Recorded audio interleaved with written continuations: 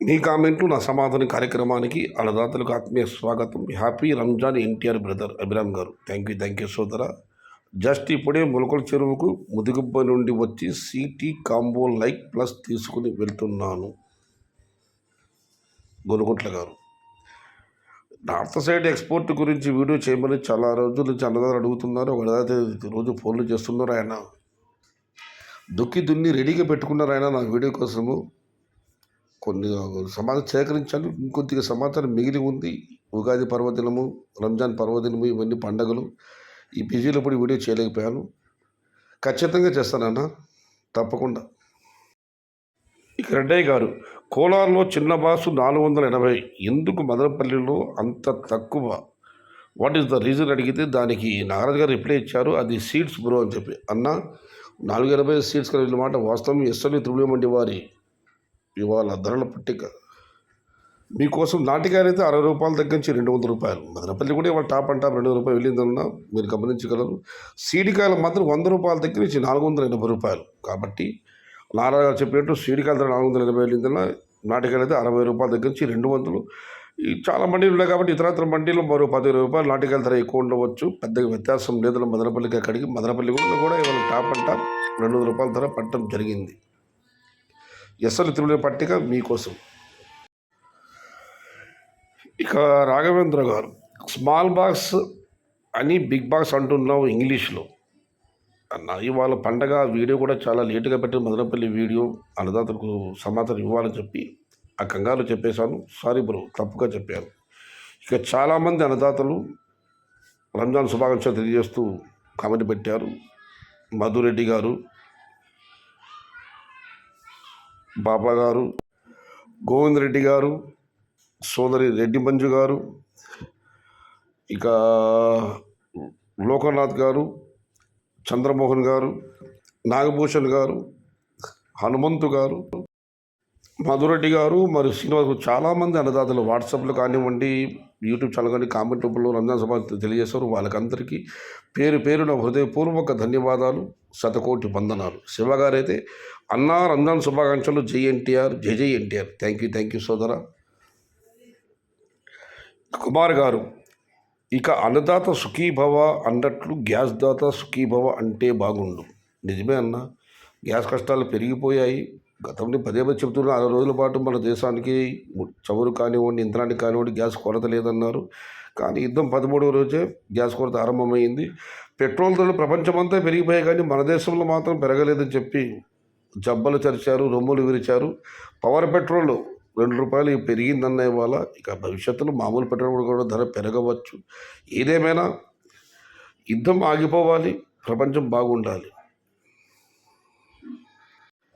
America యుద్ధోన్మాదం, Israel అహంకారం ప్రపంచం అనుభవిస్తుంది, దాని పాప ఫలితం. ఇక శైలజ గారు, నమస్తే సయ్యద్ భాయ్, నమస్తే. 2000 ఇయర్ ఈజ్ బ్యాడ్ టమోటా.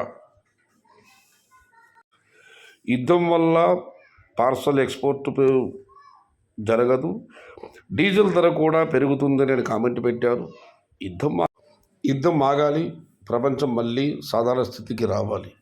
యుద్ధం ఎంత అనర్థాలకు దారితీస్తుందో అమెరికా, ఇజ్రాయిల్ ఇద్దరూ కలిసి చేసిన దురాగతం వల్ల ప్రపంచానికి అర్థమవుతుంది. ఏదేమైనా అమెరికా యుద్ధోన్మాదం నశించాలి, ఇజ్రాయెల్ అహంకారం నేలమట్టం కావాలి. పెట్రోల్ పంప్ అమెరికా అధ్యక్షుడు డొనాల్డ్ ట్రంప్ మన దేశంపై చేస్తున్న దాడి, హేళన మీకు అందరికీ తెలిసింది.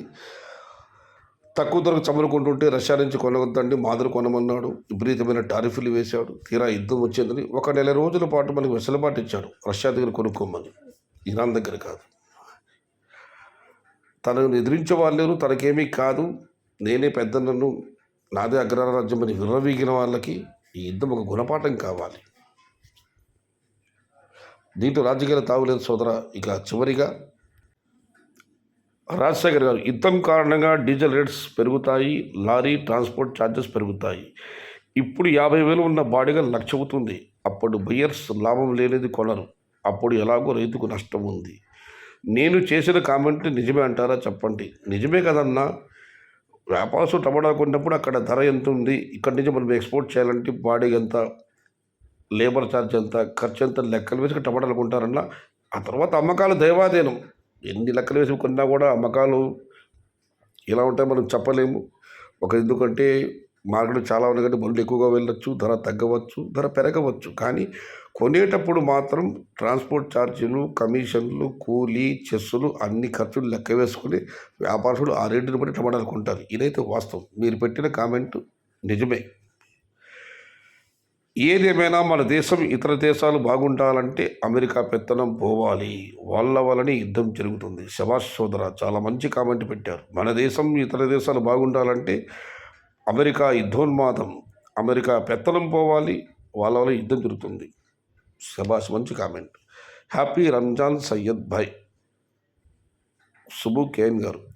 ఇది ఈరోజు మీ కామెంటు, నా సమాధానం కార్యక్రమం. మరొకమారు వీక్షకులందరికీ పవిత్ర రంజాన్ శుభాకాంక్షలు తెలియజేసుకుంటూ, పరాభవనామ సంవత్సరంలో సమాజంలోని అన్ని వర్గాలకు మంచి జరగాలని, అందరూ బాగుండాలని, దేశం కలకల్లాడాలని, సస్యశ్యామలమై విరాజిల్లాలని, భిన్నత్వంలో ఏకత్వానికి ప్రతీకగా కలియుగాంతం వరకు నిలబడాలని మనస్ఫూర్తిగా భగవంతుని ప్రార్థిస్తూ, ఇది ఈరోజు మీ కామెంట్లు, నా సమాధానం కార్యక్రమం. నచ్చితే లైక్ చేయండి, షేర్ చేయండి. భవదీయుడు సయ్యద్ షహదా. జై ఎన్టీఆర్, జై తెలుగు తల్లి. తెలుగే ప్రాణం, ప్రాణమే తెలుగు. సర్వే జన సుఖినో భవంతు. ధర్మో రక్షతి రక్షిత. అన్నదాత సుఖీ భవ.